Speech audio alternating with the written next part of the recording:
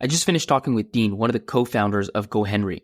GoHenry just got acquired in one of the biggest fintech M&A deals ever by a company called Acorns, which is worth over $2 billion. GoHenry launched 10 years ago, and it was one of the first debit card for kids that helped parents manage their kids' money and helped kids learn about money and how to use it, how to spend it, and so on.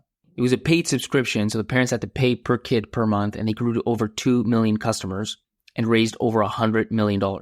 So today we talk about how it all started, how Dean and his team got through those first few years, and what it feels like to go through a massive acquisition after building a startup for over 10 years. Welcome to the Product Market Fit Show, brought to you by Mistral, a seed stage firm based in Canada. I'm Pablo. I'm a founder turned VC. My goal is to help early stage founders like you find product market fit. Well, Dean, welcome to the show. Thanks for having me. GoHenry, as far as I understand it, and the way you described it to me, it's all about making kids smart with money, which I find is one of those ideas that, and I know this was a while ago, so you'll take us through kind of when it all started. It's one of those ideas that not only makes sense, it's also net positive, right? The impact is clear, but not an easy one to truly get off the ground and then create an actual business behind. Curious to dive into that, and maybe to start, where did the idea kind of come from? What's the context? What time are we talking about? The business launched in 2012. And I think you're right. When you think about, our mission, which is to help every kid be smart with money, that could grow from a product perspective into a lot of different areas. It started in 2012, and we founded the business in the UK. My co-founder, who is the CEO of GoHenry today, she's a mom. And kind of the idea started, I wasn't a parent at the time. The idea started with a group of friends and parents. Louise, my co-founder, was on a soccer field. We call it a football pitch in the UK. And just talking to a whole bunch of parents around frictions at that time of managing money with their kids. And what that looked like was giving your kids a credit card to go buy songs on iTunes or stream video games, and having no oversight or control over that experience. If you worked back from that, you found that the frustration around parents and the insights were, well, my kids have no understanding in a digital age of the value of money. If it's not passing through their hands tactically, how are they going to learn about this?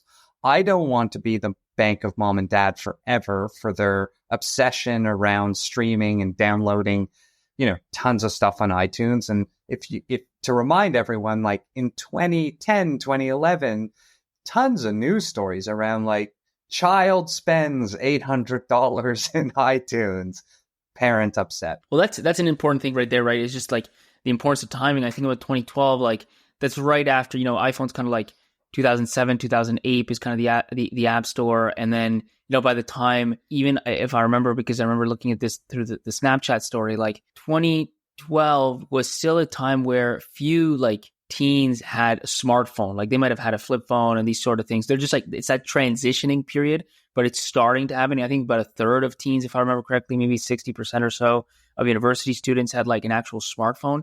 But it's funny you say that, right? I'm a kid from the 90s. And I'm I didn't have a credit card as a kid, and it's true. I just needed cash. They just give me $10, Exactly. $20, whatever, and that was my thing. But then once you have that smartphone, and most of these things have transitioned to all these digital experiences, there's a new problem that emerges, and it feels 2012, 2013, 2011, maybe, but it's a tight window when that starts to be important enough that it matters, but not too late that there's already 10. Yeah, that we missed the opportunity. Exactly. And we were in the UK, and so we had Scandinavia on our doorstep. At that stage, Scandinavia was really advanced in cashless payments, right? So it was way ahead of the US. Interesting. And the innovation in card and chip technology, cashless payments really happened in Europe and then came to North America, right? It wasn't this West Coast thing that moved east. London, England was a perfect environment because you had parents who are typically, have similar behaviors as a North American parent. They're leaning into technology and, speaking to all these parents, the insight and it really born out of like our own families and what we wanted to provide for our families was that you just tracked it back to like, well, how do kids get money? Kids get money through allowance. Is allowance going to be cash-based forever? No. Are there lots of frictions with the cash-based method of allowance? Yes. How are my kids going to transact in the world? Likely over the next 10 years, they're going to move to 100% cashless payments. And the need for a card and the need for children to be able to spend using a debit card and spend safely with the oversight of their parents just became really obvious. And I didn't have children at the time, but was also very clear to me was, how do you help your kids understand the value of money? And how do you give your kids independence and freedom to start to learn about money and do that in a way that feels right for their age, can grow over time, and you feel safe as a parent? And so in our earliest, talking, like going into product market fit and starting to think of like ground zero for a product, I'm a huge believer in, I think there's a lot of methodologies around research and validating learnings for product market fit. But in the earliest of stages, like customer development work through like direct interaction and feedback with your end user is so valuable. So we'd pick up the phone in the earliest stages. We had ourselves as users and a problem in our own families. We had the schools that our children were in, and they were kind of age for the product. And then we just got on the phone and started talking to tons and tons and tons of parents. And what we quickly found was... How many do you think? I know it's a long time ago, but we're talking about 10, we're talking about 100? No, I can tell you that from my experience, for me personally, for 9 years of the 12 years building the business, I had a workflow in constantly speaking to customers on the phone, always. Wow. So I basically would it started with like just email some people, call some people in your network. Then as you're building the customer base, I built a workflow that was like, would send out an email. Hey, I'm the co-founder. I always want to hear from our customers. If you want to book time in my calendar, book 15 minutes, would love to hear from you.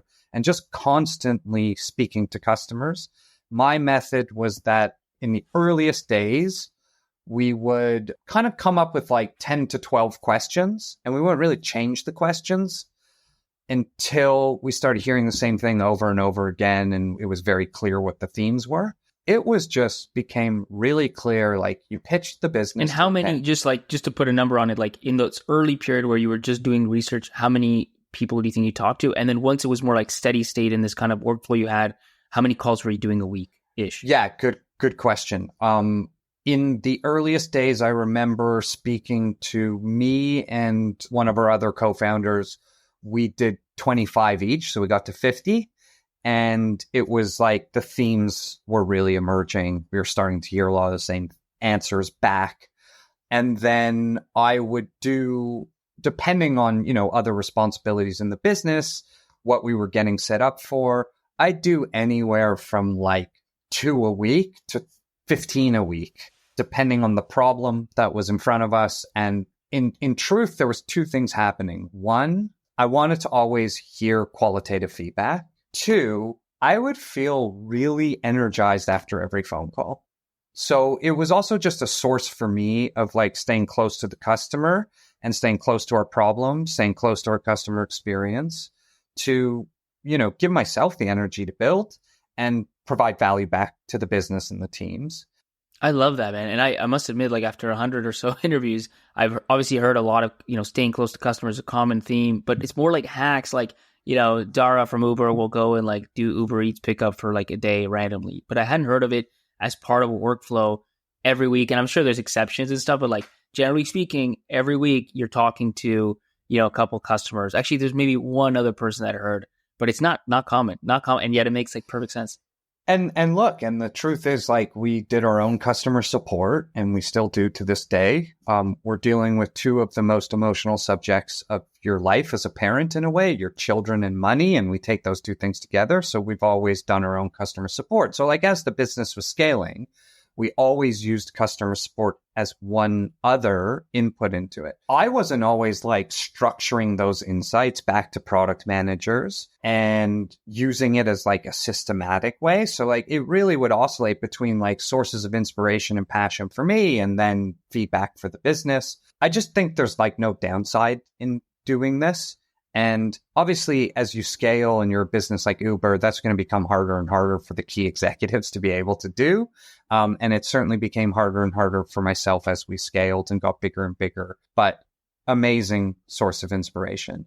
And to bring it back to like early stage product market fit, you know, one of the great definitions of product market fit is essentially like, it's super clear from the outside when you get it. You know, customers are buying your product. You can make it fast. You're seeing usage grow. Willingness to pay is high, not through research, but through actually people giving you their, you know, payment. And the kind of like, once I heard someone talk about it as like the struggle indicators is clear, because when the business is achieving product market fit, the struggles within the company like start to alleviate, you know, and you feel a real sigh of relief.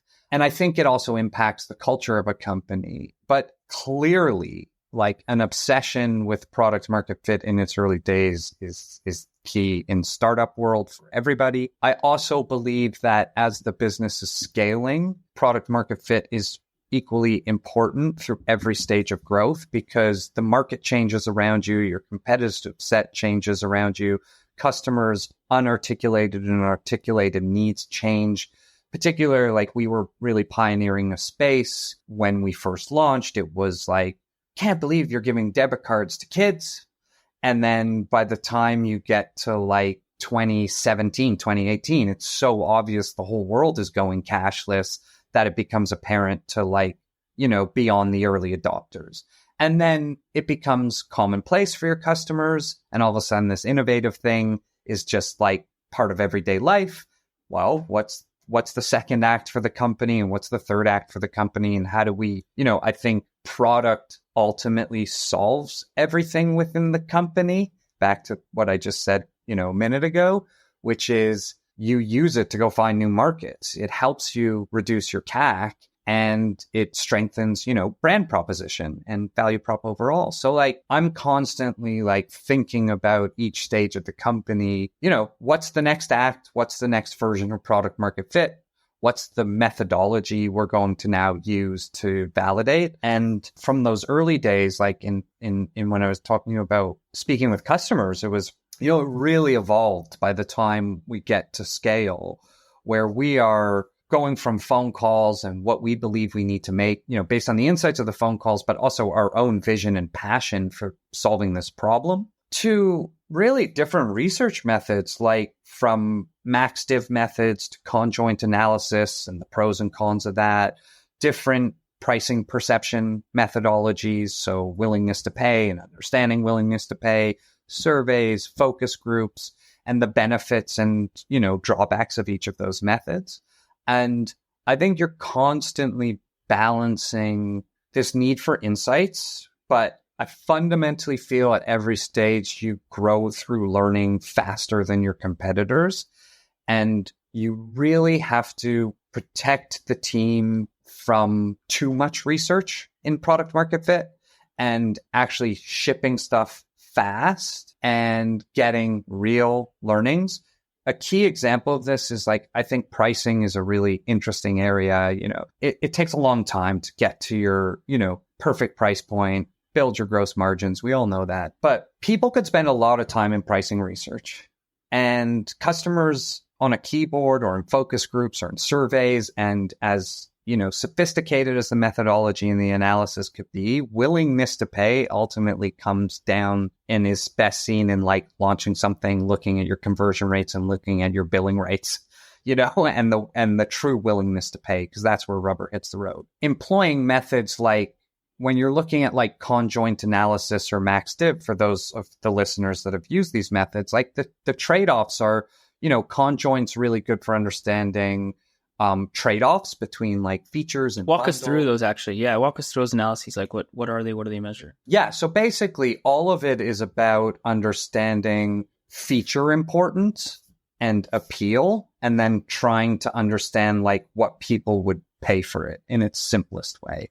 And then there's just different ways to run the research and structure the surveys so that when you're looking at the analysis, like you kind of want to sometimes rank feature importance. MaxDiff is really straightforward way to do that. And then conjoint is a good way to like understand trade-offs between features and bundles, right? And then like, of course, you're going to run surveys and focus groups. I found like straightforward surveys for value proposition definition and really unearthing like the appeals and barriers to converting someone, super useful. And the source of that for me was that these surveys end up being voice of customer, and you take voice of customer and you construct your messages around voice of customer. So from top of funnel advertising into landing page into actual, copy in your funnel and your early month on book processes. Amazing. Conjoint, when we're trying to understand like new bundles, the next set of like big features with like heavy eng investing resources, investing a lot of eng resources, that becomes like a lengthy process, and it's helpful to, make bigger bets. But at the end of the day, in my experience, like the speaking to customers, eating your own dog food, and like bringing people something that they might not always articulate to you usually doesn't belly flop, and it comes down to like execution, speed of execution.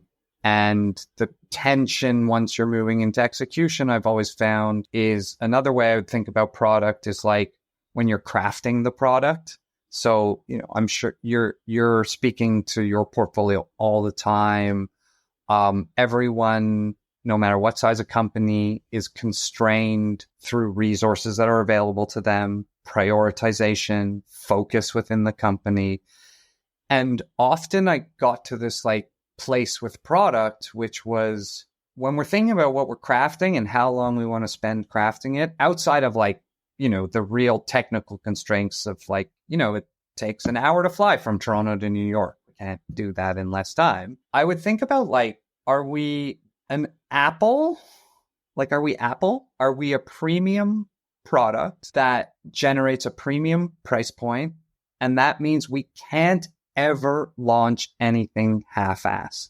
It has to be perfect. It has to be high-end, and it's just going to take the time it takes to get to that level. Versus, are we like, is this feature like a Booking.com or Amazon thing? Like, it has to work. It's friction-free. We need friction-free. It has to work.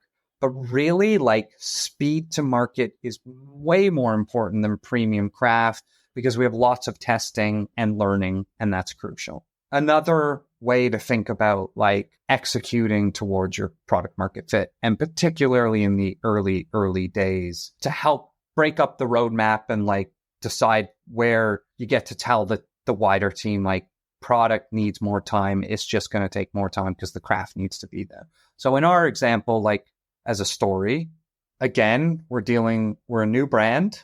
We're in financial services. And what did you hear, by the way? I'm curious, like going back to that time, like in those early days, like, because here's one of the challenges, like when you do those early validation calls, right? You talked about doing 25, your co-founder did 25.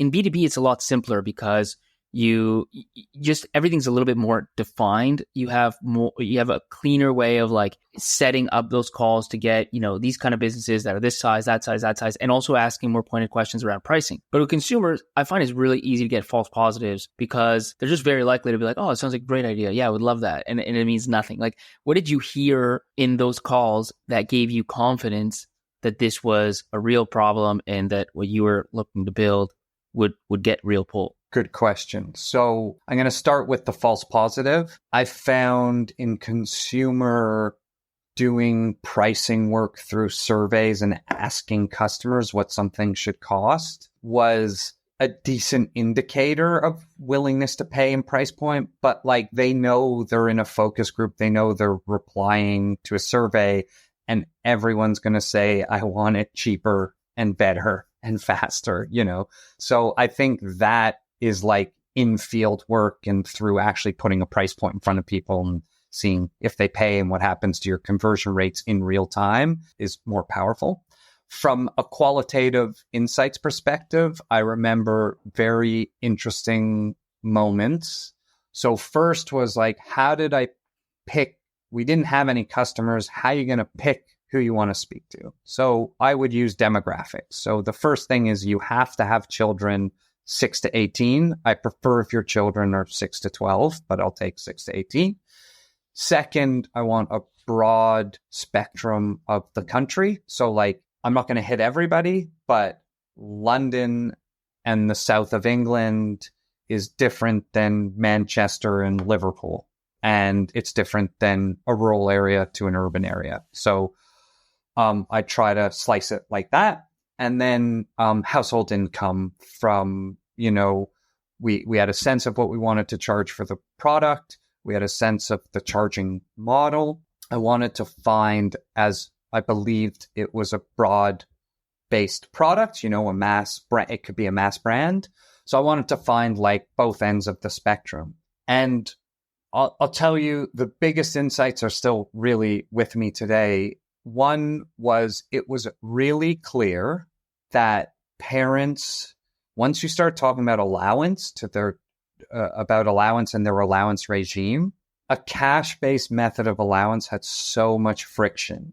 You forget to pay your children. It almost was like what we were hearing was almost like a negative source of tension in the family. It was like you're trying to do something good, but you always forget. Then your children are bothering you.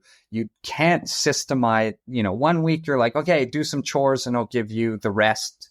The next week it was like, no chores. Then it was like, actually, here's some money. And then the kids would come to you and they'd be like, you owe me X. And you'd say, I paid you. So it was really clear, like mobile and digital would solve that. Second, really good insights around where their fears were. You know, what did it mean to not have an understanding of how their kids were spending money while balancing giving your kids freedom and independence? Not understanding like how much other kids were getting, you know, because people want to give what their friends are getting, you know, their kids' friends are getting.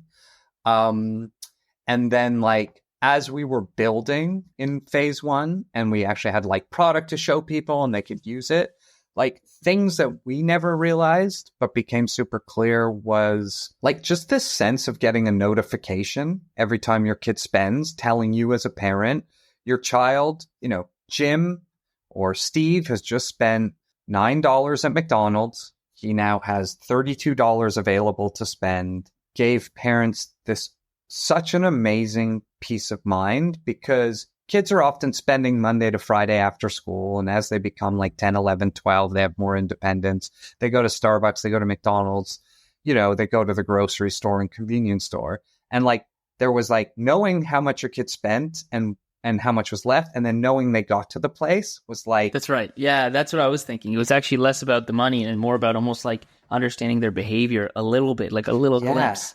And then like the safety element of like, they got there. I know, exactly. You know, they didn't call me. And then the last thing, and all of this carried through like how we thought about product, messaging, brand, was maybe if you spoke to some skeptics early and you said, we knew we needed to be a subscription-based business, and we didn't do any research around that. I'll talk to you about that in a sec because it's an interesting story. One thing really interesting about speaking to different demographics was that it became really clear to me that we could build, and this ended up proving true, a mass brand with a customer base that socio-demographically was on, I'm going to use the two extremes.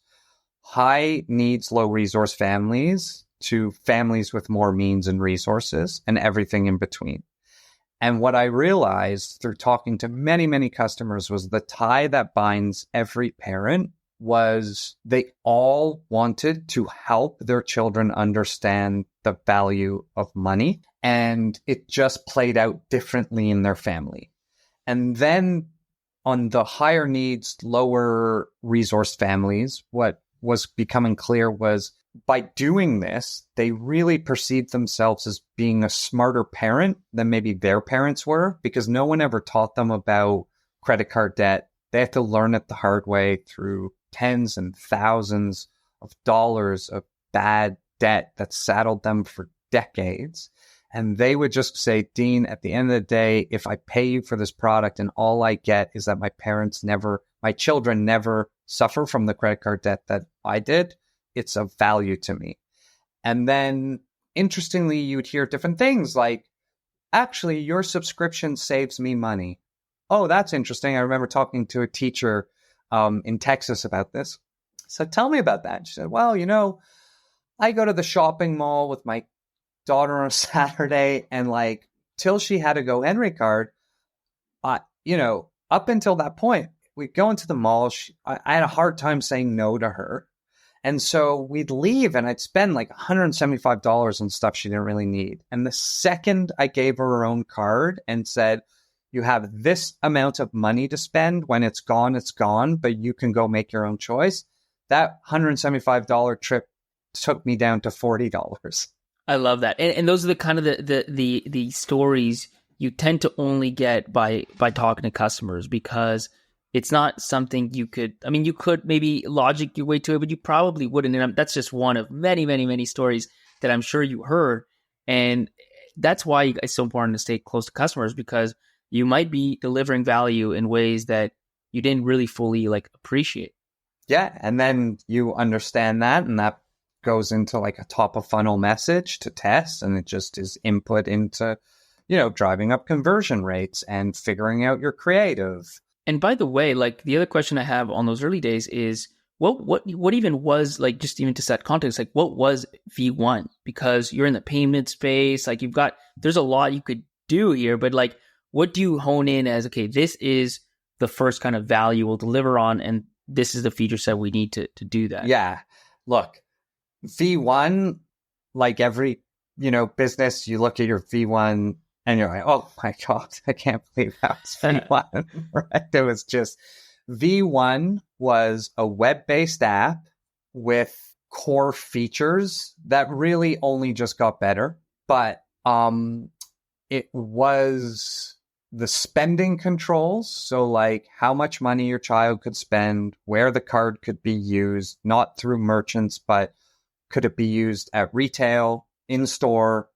And it was your card, by the way? It was a debit card? Yeah, it was a debit card that, How did you do that back then, payments in 2012? So the big first step in our business was you have an issuing bank on the back end who is they're a partner of yours, and they sponsor you. They handle all the regulation. We own the customer. We have to do our own fraud and compliance. We build the brand, we build the product, but we have an issuing bank on the back end that gives us an e-money license and sponsors us. And once you get that, you can go to a card manufacturer like Visa, a Visa and MasterCard card manufacturer, and start to print cards and issue cards. And then you have a relationship with your issuing bank. And, that's just the normal setup of a neobank today. And how did you manage to get that done in 2012? And from what I understand, with no funding, right? Because the first 3 years was fully bootstrapped, at least if my understanding and the Crunchbase data is correct. Yeah, we had enough of a story, and that was a key partner in the truest sense of believing our vision and believing that we were the right people to go execute and build a big business. So they invested in us in the early days, in the sense of allowing us to build out the product and get into market, and then build revenue before, they got paid. And then they believed in us that we'd build the volume and that it ended up being a good business line. It's a business line to these small issuing banks. And then the payment processor, you just work with, there's a lot of them now. Stripe is obviously the most famous, but there's tons of payment processors and people like Adyen and Stripe to work with. FIS and all these folks.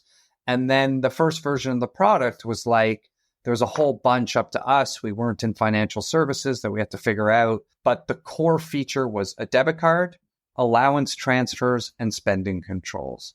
And then very quickly, as you say, in 2012, and if you think about it, we start building in 2011.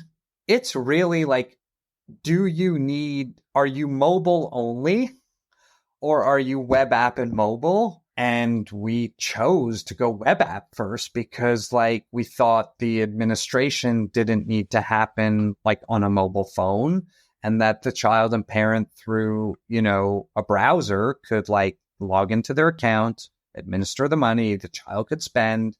And then very quickly we built a mobile app, and then mobile took over. And the things that I think we had done well was like from all these insights in our own families and speaking to customers, I think we got the feature set done well. I think we had a bit of learning on, integrations into payment processors and people like Adyen, KYC and doing eKYC. And there's like many different configurations. So that could impact your conversion rate.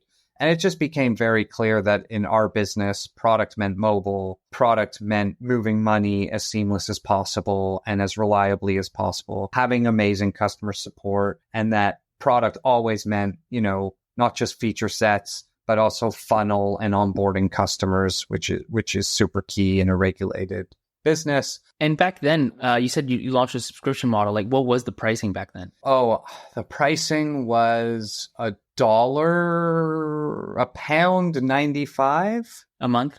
Yeah. And how do you go to market? Like, what are the channels that work to get the first 100, like the first 1,000 customers? First is, I just want to make a comment to round out what we were talking about earlier on pricing. Yes, please. It was really clear that subscription would allow us to do right by customers, meaning that if the parent is paying us a fee, we could continue to invest in the product, but that we never have to nudge and drive a child to spend more than they should to get more interchange on our card spend. Interchange is the revenue that you get from the debit network and the merchant. So if you have subscription, not only do you have this like great recurring revenue business model, but like it truly allows us to be great actors and build the right kind of product. Does that, to be clear, does that mean you gave up interchange completely, or you just didn't take that much of it? No, it's in Europe, it's kind of gone due to regulation anyway. Okay. In the US, it's still,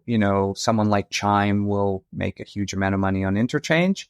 But in the UK, it was negligible. So we knew the business couldn't work anyway on interchange. But you had a market where in the UK, banking is highly subsidized by the government. So everyone in the country gets a free checking and saving account. You could withdraw money from an ATM for free. So if you're a member of Lloyds Bank, a big UK bank like RBC, you could go to Barclays, which is like CIBC, and withdraw money from their ATMs, and it's free. So there's this real culture of like banking should be free. You couldn't get a debit card for your child till they were 11. So that created a lot of white space for us. But from a customer perception, it was a barrier because it was like, well, I could wait till my kid's 11 to get a free card, but obviously didn't get all the features we got. So subscription was like really just everyone would have told us it was the wrong thing to do to build scale. But it was the right thing to do. We knew it was the right thing to do. Because you're competing like in a way against free or free soon. That's why it was so tough. Yeah, okay. Free soon. Cash is free, but cash has a lot of problems.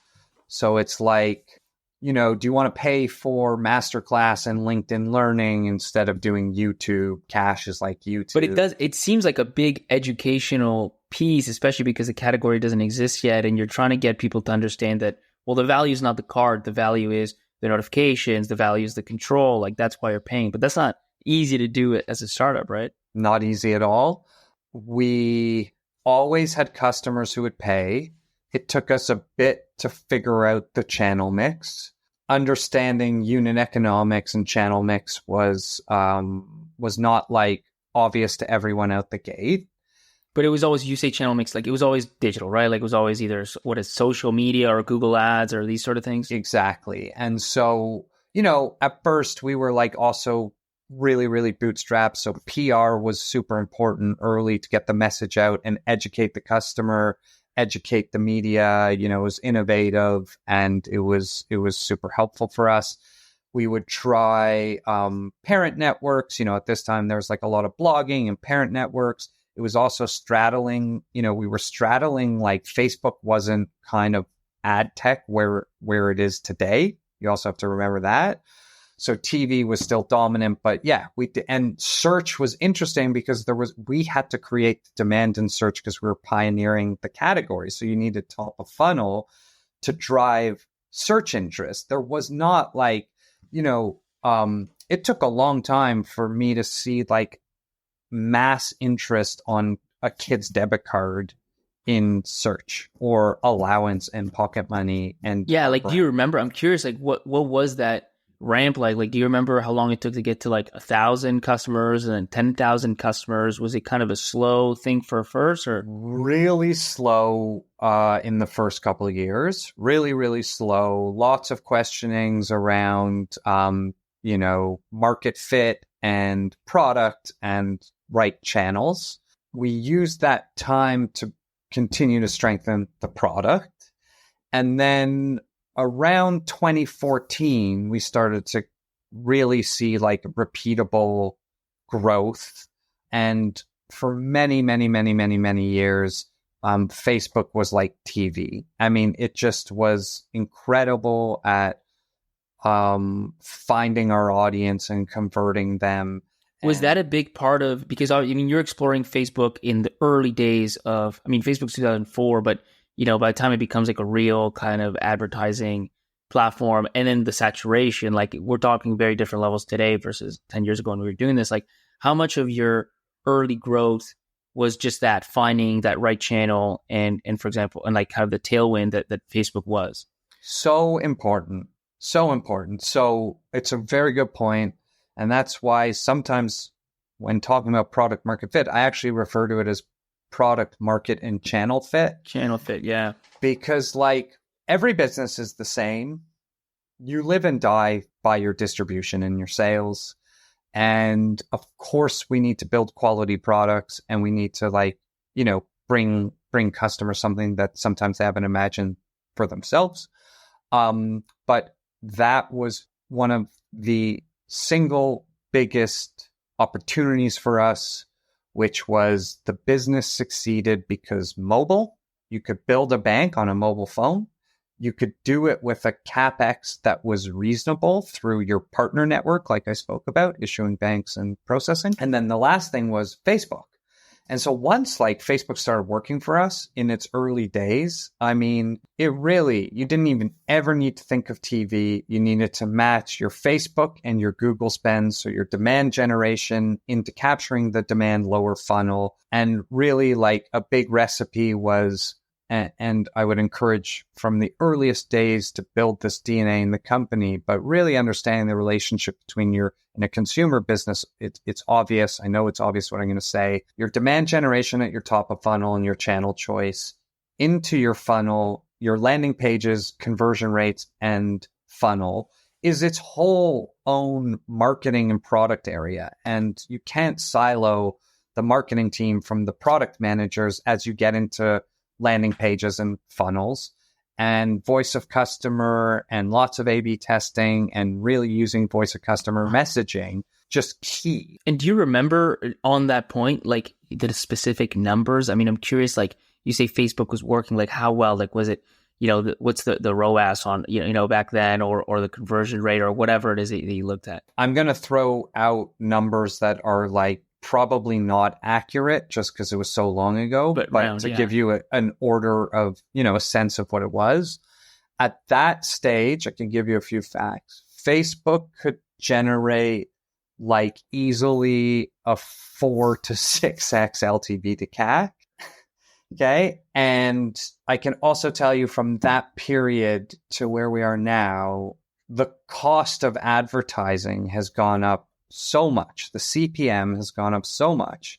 All the venture dollars pile in. All the consumer companies are using the same channels. Who really won in this last 10 years? Like Google and Facebook, obviously, right? Everyone funneling. That's right. Do you remember the payback back then? Like 4x CAC to LTV to CAC, what kind of payback? A couple months, or was it longer? Our payback was what you would expect for a SaaS business at that time. Yeah, for sure. for sure. So it took longer. It took a few months to kind of get it back. Oh, yeah. We operate within the kind of bounds of like what a consumer SaaS business should.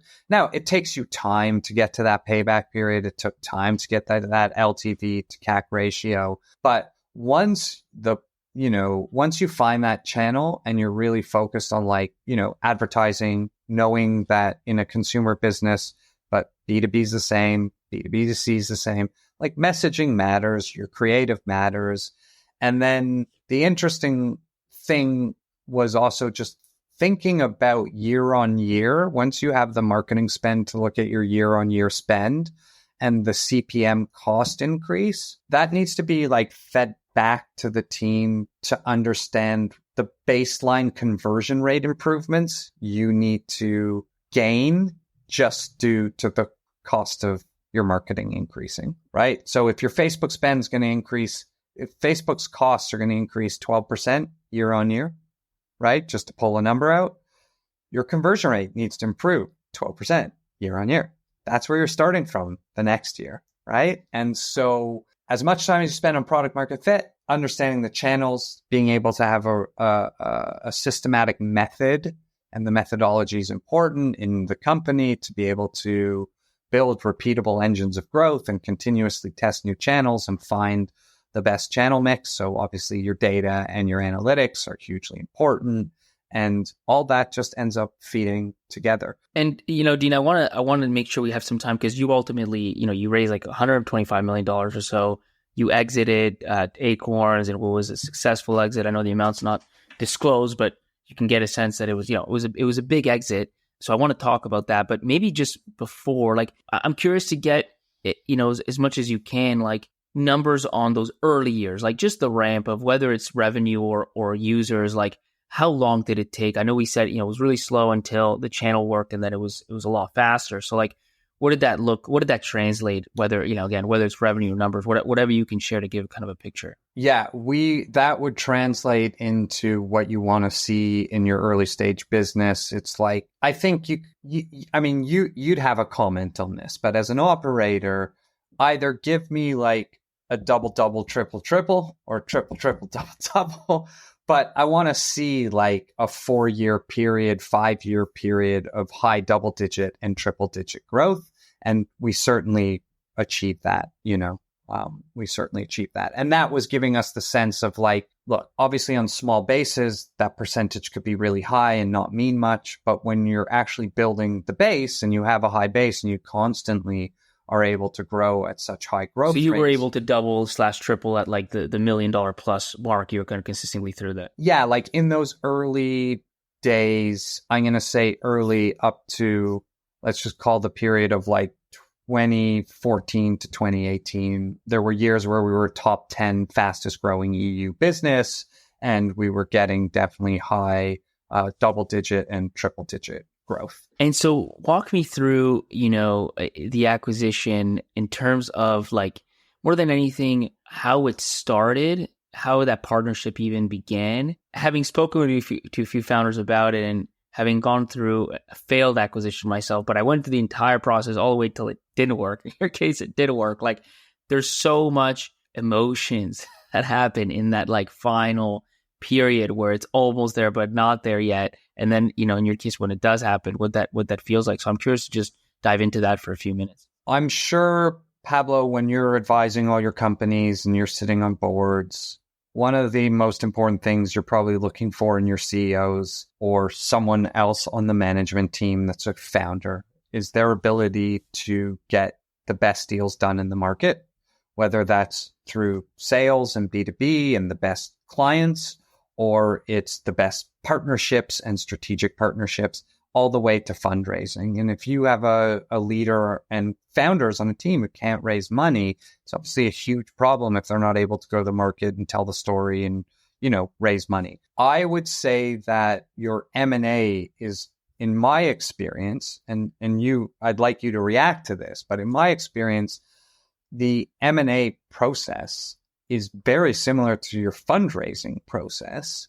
And those two things are really similar to closing the biggest whale in the market as a B2B, my feelings towards this are that I think when you're building a company and you're doing fundraising and you're doing M&A, it's like, I always say you're like burning your caloric burn is like 2x what it is in your normal operations. It's like really a lot of work. It's a very hard thing to do. And you have to, just be routine oriented. And I found that the good old saying of what your grandparents probably tell you, which is like, it's not done until it's done, right? But was there did you already have a relationship with this company? Like there was already a partnership, or how did they come in? Yeah. So inbound, really just from being in the market, and, I met the CEO. We obviously had a whole team working on it, but it really just started from being in the market and being in the US market, being in the UK market, having done fundraising and just having our name out there. And it started as a really casual, but very good conversation. So you start talking, and in our case, we cared a lot about who we're going to do deals with.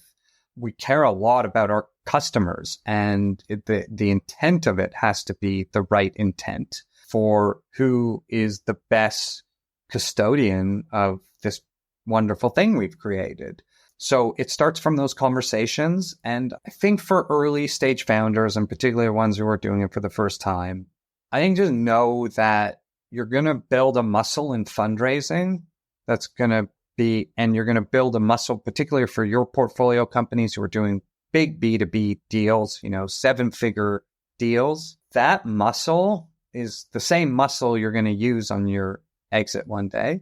And I feel the most important thing is that you're able to understand how you segregate the business from these activities, right? You have to run your business and operate day to day, month to month, like this is never happening. And you have to make decisions like it's never happening. You can't, and to engineer it, I think is a really difficult thing. And I think your team needs to be shielded from the intensity of big deal making, fundraising, M&A. I think so, because I think it can be very distracting. And I think to your point, like a lot of these, in some cases, they start off as partnerships, they start off as different, relationships, and in some cases a bit more serendipity, but not, serendipity in the sense that you're out there building like a great business that's doing really well, that's getting a lot of, that's raising money, that's getting a lot of PR, it's getting a lot of attention. And then, sometimes these kind of things come inbound, and then actually making it happen and closing it and closing it on good terms. That's the sort of thing you're talking about, which is all the muscles you would have developed in things that are similar, like closing enterprises or fundraising. So let me ask one kind of final question before we do the two kind of canned questions that we end with, because as a founder, exiting your company in a sense, and I don't mean to say it's kind of the goal. I mean, I know it kind of isn't, because you want to build this long-term enduring company, but like in many ways it is. It's certainly an end to a story. And so you having gone there, having been on the other side, like I just want to ask that one question, which is the day that it closed or the week after, whatever it is, like what did that feel like, after a decade or so of building a business, and then it happens, right? The exit is actually, real. It's really exciting. It's really exciting, obviously, but you're also very tired. It's like everybody's very tired and very excited to get back to the day-to-day operations. To develop the question even more is like the day after is obviously excitement. You definitely feel like you've achieved a good goal and you've brought a lot of people together in a shared way with shared ambition and shared values to achieve something. But overall, I think it's just another milestone in the business, the life of the business and your career. How perpetual company building is. It does not stop. There are so many milestones. And I think all of us who are in a visionary space, visionary thinkers, we're mostly looking forward, and we're using our rear view mirror to just like understand the tripwires we went through and try to not do them again. But I think it's just, it's really like, I was excited. I was excited for a team. I was excited for everyone who supported us for so long when no one would talk to us when we were nothing, you know? And ultimately, I felt like this incredible feeling of like, this is the right platform to continue to build for our customers and build out the product set. And that like the company is just going to continue to go with at a scale that like, you know, at times is sometimes hard to imagine and feel, you know, you go through these peaks and troughs. And now when I look at it, like, I just feel like it's just forever within me, the experience I went through. And I'm really grateful for it. And it just shows you like hard things are hard and do the work. And usually things like when you do the work, they work out to like, maybe not to like your biggest fantasies, but they also don't burn to your biggest fears. You know, it's like really when you have a good product, you found that product market fit, you run the business through making good decisions, spending wisely, using your cash wisely.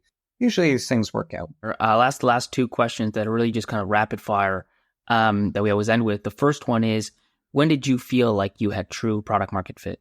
When the channel started being repeatable and scalable, and it was quite clear that like we were attracting people at a volume we had never seen before. So it's kind of like what I was saying at the beginning, like, you know, from the outside, you know, it's really clear from the outside. So yeah, that moment was amazing. Like it was a really good feeling. And then the last question is, if you could go back, 12 years ago with one piece of advice or some piece of advice for your younger self, what might that be? 12 years ago, piece of advice for myself is focus and clarity for the company is focus and clarity for you, and continue to worry about the things that are in your control. Everything else is not worth your attention. Awesome. Well, Dean, thanks so much for spending the time with us.